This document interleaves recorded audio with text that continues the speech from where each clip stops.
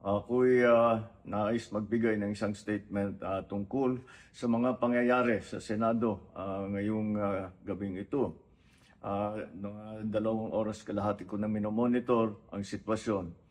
At nung una kong nabalitaan na naputukan, ay ang una kong tinawagan ay si Sec. John Vic Remulla ng DILG.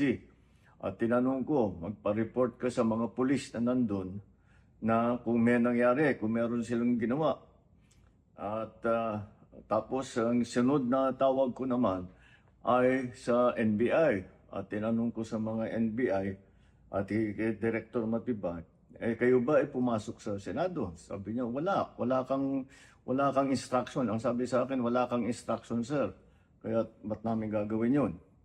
Kaya masasabi ko sa ating mga kababayan, yung nakikita po ninyo na naka-uniforme sa loob, sa mga sa news, ang mga naka-uniforme doon, 2 klase. Yung PNP, police, na naka-duty sa Senado.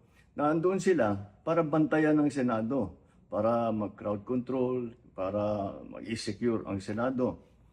Yung isa pang may hawak na naka-uniforme ay yung Marines, may Marine Detachment na nandun talaga sa Senado, tiga dun sila. Ang trabaho din nila is secure ang Senado at magbigay ng yung nakikita ninyong honor guard. Yan lang ang sundalo o pulis na nasa loob, tiga doon ang nandun. Yung isa pang nakita ninyong grupo na kasibilyan at may hawak na mga mahaba, mga usayon, yun naman sa Sergeant at Arms ng Senado. So lahat ng nakikita ninyong naka-uniforme o armado ay nandun, ay tiga doon. Nandun sila talaga, doon sila nagjo-duty. At isa pa ay nais kong maibida sa inyong lahat, wala pong instruction kahit na kanino na hulihin si Senator Bato. At ang nangyari, ang NBI, sinabihan ko nung lumabas yung resolution ng Supreme Court, mga 4:00 yung kaninang hapon, ay sinabi ko, umalis na kayo dyan. Nag-comply naman sila. Kaya nung kausap ko si Director Matibag, sabi niya walang NBI doon, nandito lahat kami sa opisina. At ayun po, ay dahil kong mapaalam na sa lahat ng ating mga kababayan, itong pangyayari na ito, ay tayo maging kalma lang po. Nakausap ko na si Senate President Alan Cayetano at nag-agree kami. We agree that the thing to do now is to tell our people all to calm down.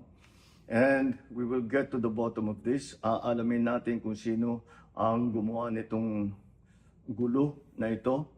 Ito ba ay talagang nagka-inkwentro lang o ito ba ay may kasama sa mga distab o nagsusimula ng gulo? Kailangan po natin malaman yan. Kaya mag-iimbestiga sabay ang Senado at saka ang PNP tungkol dito. Masasabi ko lang at para hindi po mag-alala ang taong bayan, hindi po gobyerno ang gumawa nito.